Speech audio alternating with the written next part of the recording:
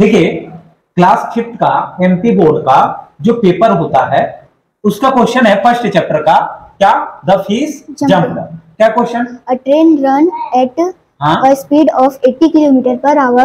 How much time will it take to cover a distance of 360 km? Question कि a train runs at the speed of 80 km per hour।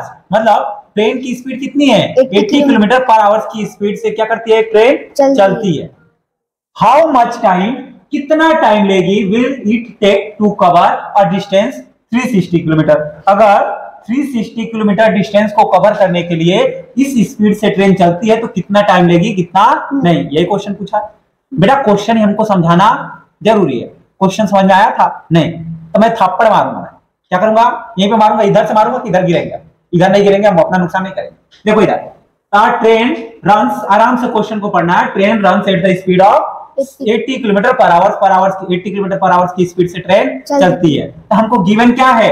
Speed of train कितना है? 80 kilometre. हाँ, तो लिखना है given that speed of train equal to 80 kilometre per hour. ये लिखना जरूरी है। किलोमीटर पर आवर से क्या है? यूनिट है किसकी? स्पीड की, है ना। जैसे आपका नाम क्या है? सुशांत। तो सुशांत लाखों होंगे पूरे भारत में, तो सुशांत सिंह, आपकी यूनिट क्या है? सिंह, है ना। और अगर मान लो हम स्टेट वाइज जा रहे हैं तो फिर क्या होगा? आपके पिताजी का नाम जुड़ जाता है आपके नाम के साथ। ऐसे ही ये स्पीड है तो स्पीड के यूनिट ये होना जरूरी है। इसी से हमको पता चलेगा कि 80 क्या है? ये स्पीड है। क्योंकि किलोमीटर पर आवर का मतलब क्या होता है कि 1 घंटे में 80 किलोमीटर वो ट्रेन चलती है। ठीक, आगे क्या बोला? टोटल डिस्टेंस आगे दिया है ना। टोटल डिस्टेंस कितना है? 360 किलोमीटर। 360 किलोमीटर।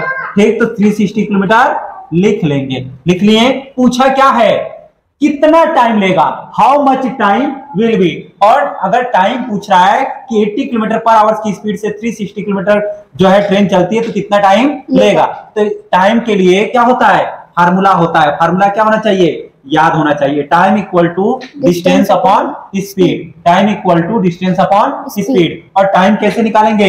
यहीं पे फार्मूले में हम क्या करेंगे? पुट कर लेंगे। डिस्टेंस कितना है? 360 किलोमीटर। 360 किलोमीटर। स्पीड कितनी है? 80 किलोमीटर। 80 किलोमीटर पुट कर लिया। अब सॉल्व करेंगे। 0 से 0 कैंसिल। ये देखो दोनों किसके टेबल में आएगा? 36 और 8 2 की टेबल में 4 टाइम। 2 की टेबल में 2 1 जा 2 2 8 जा 16। फिर 18 और 4 किसके टेबल में आएगा? 2 की। 2 से फिर से काटो। 2 2 जा 4 और 2 9 जा 18। 9 को जब 2 से काटेंगे तो कितना जाएगा? ये लिख लो 9/2। 9/2 को जब काटेंगे तो क्या आएगा? 4.5। या इतना क्या? आवर्स। कितना टाइम लेगा?